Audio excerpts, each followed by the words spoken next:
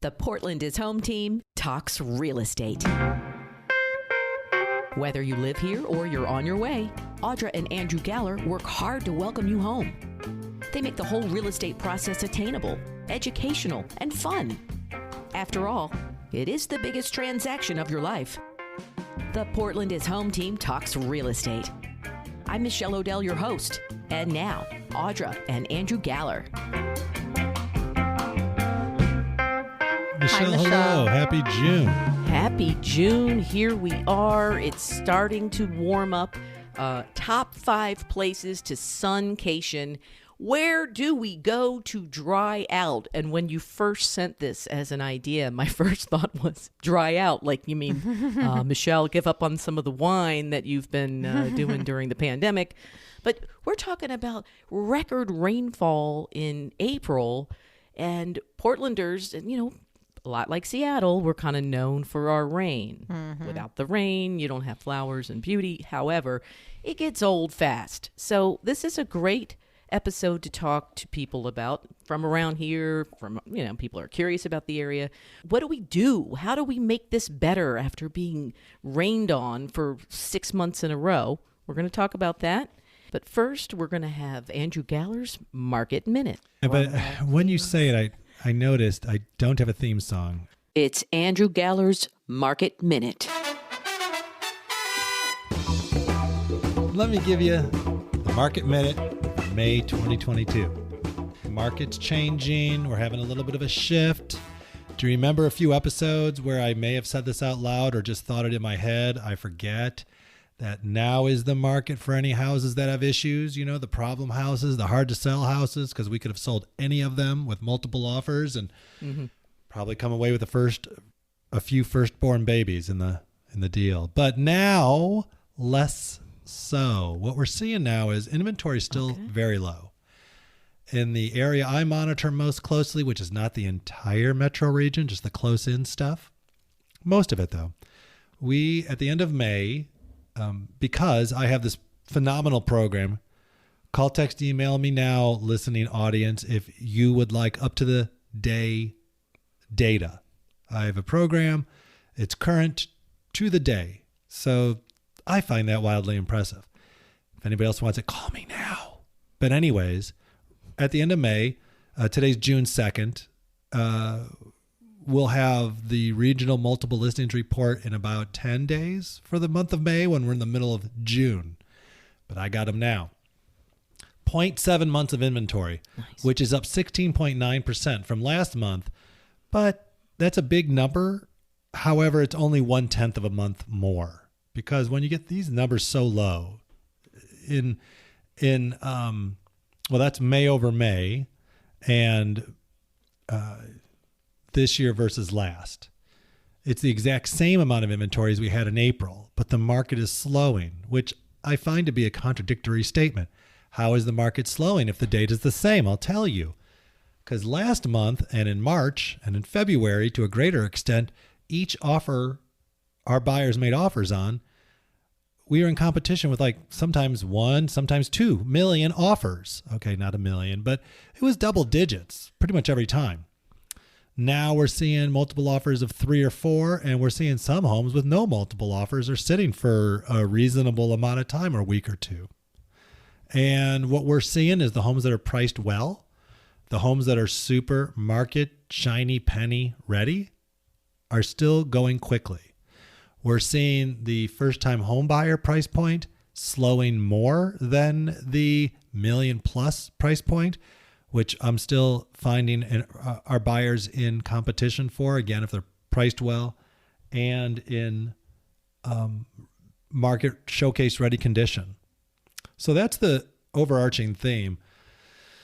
With interest rates rising and inflation, we're seeing the people who are most price sensitive getting squeezed more and finding themselves in lower price points because the money's more expensive. And some of the buyers in that price point are just tapping out, taking a break, maybe for a little while, maybe forever. We'll see. But demand is slowing. And what remains to be seen is if demand is slowing in an objective sense or just relative to supply, because there are more listings coming on the market. And I think that's for many different reasons. I would say that the biggest reason that is because we all have become relatively acclimated to our new abnormal. And here's what I mean. In the month of May 2022, 667 homes were on the market at the end of the month. We had a total of 1,100 and change, 1,118 new listings come on the market. In April, we had almost the same amount. So there's more supply coming on, especially relative to how many pendings there are. So you're saying more inventory right now? Yes, we're seeing more listings coming on, and we're seeing fewer buyers bidding on each house. Has the increase in the interest rates affected this? Are you feeling from your clients and the market that you're in, that you're working? I'm finding the interest rates to affect buyers' behavior because interest rates have gone up somewhere between like 60 and 70% since the beginning of the year. They were about 3%, a little over 3% in January, and now they're hovering around 5%. So that's a huge jump.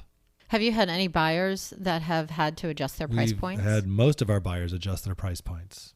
Like you said, the money is more expensive now. That's right. And it's really hard for everyone right now because sellers are going on the market and they're wondering where's their insane bidding war. Because that's what they heard about. From everybody. My friend got this, my mom got that, my buddy, and it's all true. But the market has shifted. And a lot of it, I think, is due to we've all, for a long time, right? Starting in March 2020 until, 15 minutes ago, we were all very concerned that we're going to catch our death from, am I the only one who was out on the front porch with the Lysol, with the antibacterial spray on the pizza delivery in case that person had, the plague dropping off my pizza? And why did I not care about that aerosol adversely affecting my pizza? I don't know. I'd be like crossing the street. If you were walking down the street, I'd get on the other side. So, it's just crazy. And so I think it seems to be over. And so I think a lot of sellers who had deferred activity are now coming on the market. Well, seasonally inventory grows because everyone is of the mind that this is the best time, the penultimate time to go on the market because the kids are out of school, the place is going to look good, so on and so forth. And so, I think some of it is seasonal, but I hesitate to conclude that I believe we're in an unprecedented time between being in a pandemic, which I really never thought was going to happen in my life, crazy inflation, which we haven't seen since the 70s. My gosh, some country just willy-nilly invaded another because they just kind of felt like it. So these are just a lot of really unprecedented time on top of unprecedented time. I mention all that to only make the point that, yes, I believe some of it is seasonal, but also a lot of it is deferred activity. And a lot of it, I think a very small factor, but it's not nothing, is anybody with ears on their head has been listening to any real estate agent in earshot say, you should put your house on the market right now because it's the best market since time ever began for sellers. And it was, and still is. The other reality of it is with inventory at 0.7 months, even if it doubles to 1.4 months or triples to 2.1, that's still it's still a total seller's market. So even if the market, quotation mark fingers, gets worse, it's still not going to be bad. And interest rates, while twice as high as they were at their nadir, 5 years of college. Thank you, everyone. At the bottom, was hovering around 2.5, 2.6. You could have gotten in July 2021 at 5%. Historically, that's still very low, but in relation to what it was, it's very high. And I think that the interest rates are having the effect that the Fed wanted, which is to curtail demand and cool the economy down, to fend off or try to make inflation less awful. So my prediction, What's the magic 8 ball I'm looking have at to the say magic about all 8 this? ball, and it says, I forget what they all say, but They say check again later. looks likely. Never. looks what we're likely, seeing and reading and maybe. believing is that interest rates are going to continue to rise, probably slower than they have so far. That's one thing. The other thing I think that's going to happen is appreciation will slow. No one is predicting, nothing I've read is predicting appreciation in Portland to go down. I think it will slow from the peak of like 20% year over year, which I think is fine. That's so crazy. That's such a high amount of appreciation. I remember when average sales price was about 250,000, and we were all pretty excited about 6% appreciation.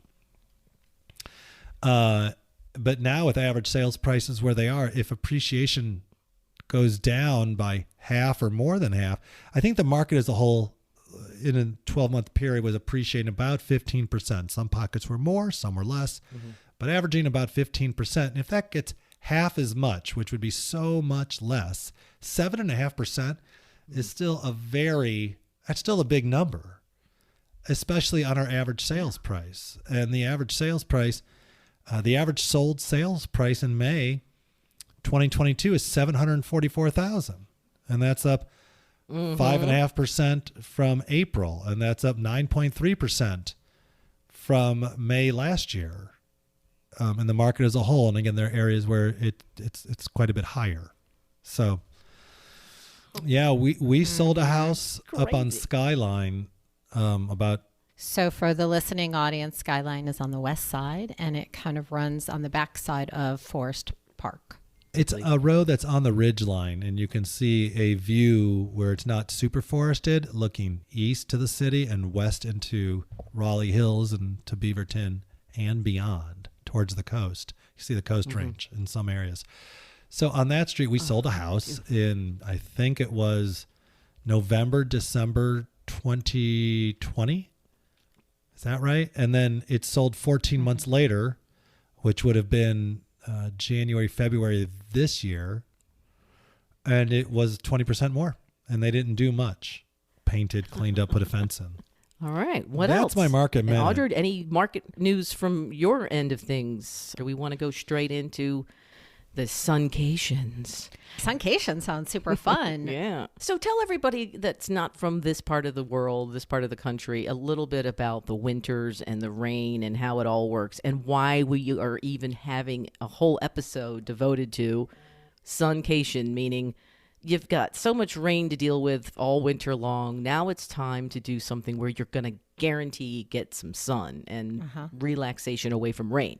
So tell us a little bit about how your winters usually are, and then we'll go right into the fun stuff. So we're a maritime climate that's basically like a very mild but rainy. And for the most part, the rain is not, we grew up in the Midwest. When a storm comes through or it rains, it rains. It is pouring buckets. You need an umbrella. Storms roll through. It's a lot of volatile weather. We don't have that here. When, a lot of times when it rains, it's just this like misting kind of rain, and it never gets really cold here. And it, in traditional times, doesn't really get super hot either. We have dry summers every year. We let our grass just die. We don't water it. We don't stay on top of it. Well, the last 8 years, we've inched more and more into drought conditions. And our state is interesting because it has two ranges that run through the state. So we have the coastal range and the Cascade range. And those affect our weather from the coastline all the way into the valley where we are, and then over onto the east side. And that second range stops a lot of that weather. So we have a lot of drought on the eastern half of the state and less drought conditions within the valley. Now, in the past couple of years, we've been getting drier and drier in that valley, in our valley, and we've had more fires and just really crisp areas where one little thing will set off a chain reaction of, and a lot, not all are man-made, but a lot of them are, even, all the way up and down where all the fires are. And this is happening in a lot of states where it's not just specifically focused on Oregon. This is, Washington, Colorado, Arizona, Nevada. And, you're here, everyone's hearing the news, everyone's seeing where the fires are. You either have, flooding and tornadoes and hurricanes coming in, you have fires, there's something everywhere. This is what we deal with. And last year, and 2 years ago, we were in drought conditions, and the year before that. And I remember specifically driving back, it was super drought, super dry, and the Clackamas fire started, and the skies were orange, and you couldn't breathe, and you couldn't go outside, and you had to close up your house. And knock on wood, we have central air and filter systems, so we were able to like shut down and still maintain being inside without being exposed to all of that. And we put it in because of allergies, which is another thing that we have in the spring here, because we do get rain, and the rain produces a lot of blooming stuff. So because of that, and because of our maritime climate, people are always talking, where do you go? Where do you go? I need to dry out. I need to get into the sun. And for you listeners out there, we actually have a lot of, it's not like rain, forever. It's actually not even bad. It doesn't, but it's all personal choice, personal preference, like whatever. But, Seattle, Paris, London, Hong Kong, we're all Portland. in that belt. All the cool cities. All the cool weather. cities. All the cool cities. And we do always, everyone always talks about, and everyone wants to go somewhere warm. When you're on the East Coast, you want to go somewhere warm for spring break. Everyone goes to Florida, goes to Bahamas, South Carolina, North Carolina, wherever you're going to, get your little fix. Well, we've got ours. We've got ours here, and where we go. Yeah. So one of the big places I think a lot of people go here, there's two big places, but one of the really nice places that people go here, because it's fairly good, it's a fairly easy flight, is Hawaii, the Hawaiian Islands. When you're in the Midwest, going to Hawaii is a schlep. It is like you have 14 to go fly hours. to here, to here, to here, to here. We have seasonal direct flights through Hawaiian and Alaskan Air. And you get those, you're direct, you're 5 hours, you're there. It's a no-brainer, people. It's a no-brainer. It's a no-brainer when you're here. You're going to go to Hawaii because you're in Hawaii, and it's pretty amazing. And since it's only a 5-hour flight, you don't feel like you have to stay there for, 2 weeks in order to make it worth it. You can go for a few days and then you fly back. No big deal. It's so great.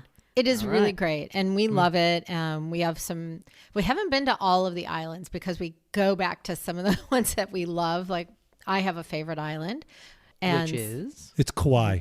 It's Kauai. Are you? It's Spoiler alert. That's the one I haven't done yet. Nice. It is the reason that I like Kauai so much is it's not developed like some of the other islands. And I like that. I like sitting on the beach with not a lot of people there, snorkeling in the water, just like literally walking up to that little place over there and getting some tacos, and just it's not commercial, it's not, it doesn't have big high rises along the beach. There's nothing. And the whole center of the island is, it's where a lot of the Jurassic Park films are shot, and it is like a rainforest. But it's gorgeous. I love it. That's like my number one. If anyone asked me, you want to go to Hawaii? I'd be like, Kauai? Yes. I like the rest of the islands. They're all nice. They each have something that is really unique about them. And I think that's really beautiful about the Hawaiian Islands. The second one on my list for that is Mexico. The Baja and Puerto Vallarta, all of that. Not like Tulum where you're going. It's not hard for us to get to. It's not like 14 hours like the East Coast trying to get to Hawaii. But flying down there is a quick flight. They're super cheap. A lot of people on the West Coast have homes there. Oh. I know a lot of people. It's very, it's kind of a big thing. Everyone has, either a condo there or some sort of townhome or a home there. It's very cool. It's really nice, especially if you get outside of those bigger cities and you go into some of those smaller communities. These small, historic towns are pretty delightful and easy and sunshine. I mean, Puerto Vallarta is like sunny all the time. And the water is fairly nice, as long as you get up and, get into some areas is harder to swim, but it's pretty great. It's pretty nice, pretty sunny. Andrew, what are some of your favorites of drying out Sun-cations? Well, I'll tell you, I too love Hawaii.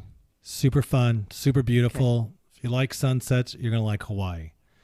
I would like to do a listener poll, inviting the audience to send us how to eat poi. What's the deal there? You know, I'm sure I'm missing it because everyone in Hawaii loves themselves some poi. What are your recipes? What do you eat it with? Show me how to love that.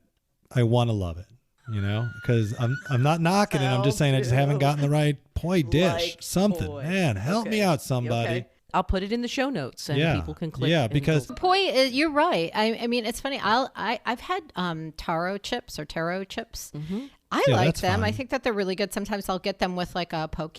Yeah. But Andrew, I agree with you. We've been there before and we keep trying it, and it's just I'm like trying to figure out. I think that's a really good question. You know, what's the best way to back to Sun-cation? I'm going back. I'm going back. to Okay, so we killed So Hawaii. where was Mexico? Cabo. Mexico. I want to go to Cabo. I haven't been yet to Todos Santos, but we have it on good authority. It's phenomenal. It's north of Cabo. But what is a place that I want to hear one of your choices, not Mexico. Yeah, well, for Sun-cation, Bend, Oregon, high desert. Yes, that was the last one on my Close list. to the middle of the state, gets something like 320 days of sunshine a year. The number is around 270. Bend is high desert, so very arid, very sunny, but they do get a lot of snow. Mount Bachelor is right there, and it's a ski destination. Now, I will tell you, because I was curious, because Andrew, it was on my list. It was, I'll go to my third pick, which I've never been to, but I know a lot of people go to. But Eastern Oregon is, if you get tired of the rain in the valley in Portland, go to Eastern Oregon. Mm-hmm. It is super dry. Everything starting, all the way at the top, Pendleton, all the way down. But I did look up, I said, I typed in, what is the sunniest place in Oregon? Anybody have a guess on the sunniest? No, don't say Portland. I'm thinking you're saying it's not Bend. Okay. Klamath Falls. Klamath Falls gets consistently over 300 days of clear sunshine every year. That's amazing. They call it the Sunshine City. And how far is that from Portland? 4 hours maybe. Just, straight down I-5 going toward California. It's interesting. We did an episode and we talked about going down to that southwestern part of Oregon. And there's another mountain range that comes up, the Siskiyou Mountains, that come up and scoop around like a half bowl. Mm-hmm. And for some reason, what it does there is it directs water like away from this area. So they don't get a lot of rain there. Mm-hmm. Now, they're in a drought. They've got some serious issues. You get down to that California border, that whole area there. I will tell people, if you haven't driven that I-5 up and down, going through that area, it is a beautiful drive. Okay. Just going through all of those, the vistas and the passes and the way the rock changes. It's like going through that Big Sur. You're driving along I-5, in Big Sur, California, and the stunning cliffs and all of that. Also coming into Warm Springs Reservation off the 35 South, going, toward Bend, Redmond, Terrebonne, all those areas. And you come into these, like, Andrew has this new thing now where the kids have to have their eyes up and they have to be looking around, as we want them to see, like, this is where you live. And even in the city, we're like, this is what I want you to know. Like, this is how you get home. This is how you get around, and our oldest is starting to go further and further on his bike and figure this stuff out. We drove down about a month and a half ago, and I said, okay, guys, this is the part I was telling you about, everything off. I want you to look outside. They were blown away. We drive this all the time, and they never really paid attention. And this time they looked out the window, and they were like stunned on how beautiful it was coming in and out of that area. And they're getting older, and they're appreciating things a little bit more. They're getting older and smarter. Are they normally looking down at their books? I know they do a lot of reading. Okay, and, they do get screen time. I mean, I'm not a monster.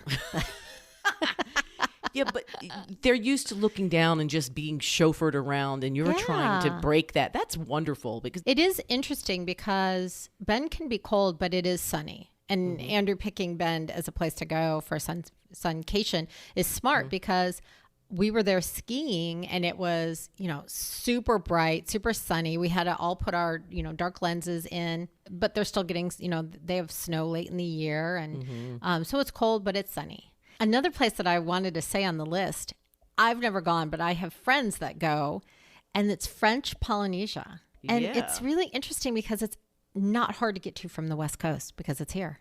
And how far is not that now, far? I never looked up the flight, in all honesty, but I'm going to guess it's probably about 8 hours. Okay. Maybe it's longer. That's I don't still know. very... Someone can correct me.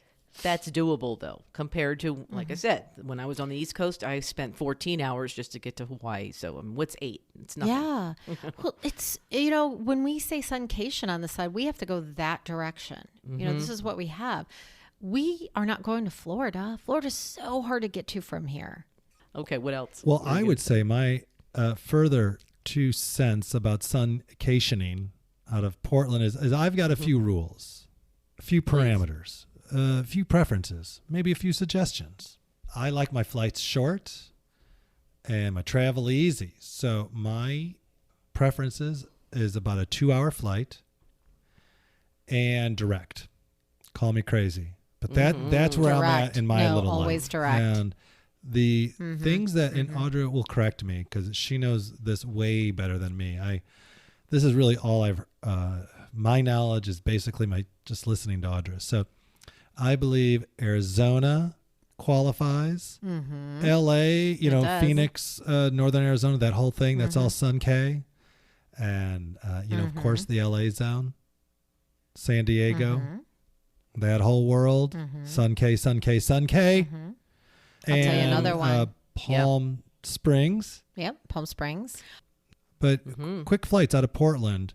And when I think Sun-cation, I think warm. So when I said Bend, I think it absolutely qualifies on the sun, but not so. And, we all know I ski. So yeah, I'd work for that. But I don't think that's what this is about. So those are my contenders. You like your warm. Yeah. Too. Yeah. And yeah, Vegas to a much Vegas obviously qualifies. Vegas, a lot of people do Vegas from here. It's super quick flight. Vegas is a quick flight. Palm Springs is a quick flight. Another spot that I go to every year that's a super quick, easy flight is southwestern Utah. It's hot, it's dry, it's pretty. So I go specifically to a place called St. George. And what is it? A hiking? What kind of trip is that? Yeah, it's I do a lot of hiking. So Zion and Bryce Canyons are both right there, and the Red Rocks and Snow Canyon is there. So, and then you could drive down into Grand Canyon as well, like really close. So that whole area, that region is incredibly easy to get to. The flights are really affordable. You fly into Salt Lake. You can also fly into Vegas, and either way, drive that direction. I always fly into Salt Lake and then take a small commuter plane down to St. George and use St. George as a base. Ooh. And then you're just going, everywhere. And it's beautiful. It's really beautiful. And it's warm and it's just sun. It's all sun. And sun. It's Sun. sunny. Yeah. And dry. Great. For skiers in the winter, this is funny, but I'm going to put this on Sun-cation list because we have done it. Sun Valley. Okay. Idaho. So you're cold. It's freezing. It's like 0 degrees out, but it is sunny a lot there. And if you are a winter enthusiast, outdoor person, and you want to do skiing or cross country, Nordic skiing or snowshoeing, or just being in that area and that climate, that's a Sun-cation in the winter. It gets really cold, but it's super sunny. Do people do things there though in the spring and summer as well? Oh yeah, yeah. Okay, so there's plenty, probably mountain biking. Plenty to do there. Plenty to do there. I mean, boy, get on your bike, go hiking. Vistas, the territorial views are beautiful. The mountains. It's a really pretty state. Absolutely, and these are all short flights. Direct flights. Yeah. Yep. Most of them are direct flights. Sun Valley can be a little, but it's not an issue at all. And and it's mostly because their airport is so small. It's like, hi, George. Hey, Judy. Okay. That's the whole airport. They're working those. it again. And anything else. I was just going to say, if there's anyone who's listening who has a spot that we missed, we'd love to hear from you. If you want to listen to any of our past podcasts, we did that previous one on other vacations. We've done 6 hours, we've done 1 hour, we've done a lot of different things. So if you're looking at coming to Portland, you're either moving here or vacationing here, you can find all of our other podcasts on travel. And you can also, if you are thinking that you're going to move here and you want more market information, we do a newsletter every month. So you can sign up for the newsletter. You just go to our website, realtyworksgroup.com. There's a spot that you can sign up there and you can get linked to all of the podcasts, and you can also sign up for the newsletter, and that will give you information on the podcast. It will also give you information on market conditions in Portland. So all of the stuff that Andrew talked about is written out for you from the earlier part of this episode, where you can get a lot of information, and then a lot of like little fun things to just weekend activities we always have in there, things to do for the month. You also have wonderful people that you use for services around your home too. You'll have like, my favorite window people and my favorite that newsletter. I save them all because there's always so much information. There'll be where all the festivals are, where and it's always very specific. In the spring, it's like spring cleaning for your home. You'll have nice fun tips for people, and you just make it really easy. And all the information will be in the show notes of this episode as well. So. Perfect. Yeah, thank you. We try to make it a little bit fun and informative, and you kind of pick and choose on the newsletter what you want. We always have some sort of contest going on. We have a contest that's just kind of launched or whatever today. We've given away weekend stays at places. So, if you're interested in any of that, you can definitely sign on and see all of that. Have them be resources for you. Andrew and Audra Galler, resources for you, especially if you live around here, but anywhere, for no matter where you are. If you're anywhere else in the country, we can find what you need. And it's important to us, too, to try to help anybody with this big thing called our home. Happy to help. It's one of our taglines, working hard to welcome you home. Until next time. Thank you, Michelle. Have a great June. Yes, you too. Thank you, Michelle. Thanks for listening to the Portland is Home Team Talking Real Estate podcast. For more info about Audra and Andrew, finding your next home, or selling your current home, visit their Realty Works website at realtyworksgroup.com. And check them out on Instagram at Portland is Home. Be sure to subscribe on Apple, Spotify, Google, or wherever you get your podcasts. For help with your podcast, find us at Modcast Productions or modcastproductions.com.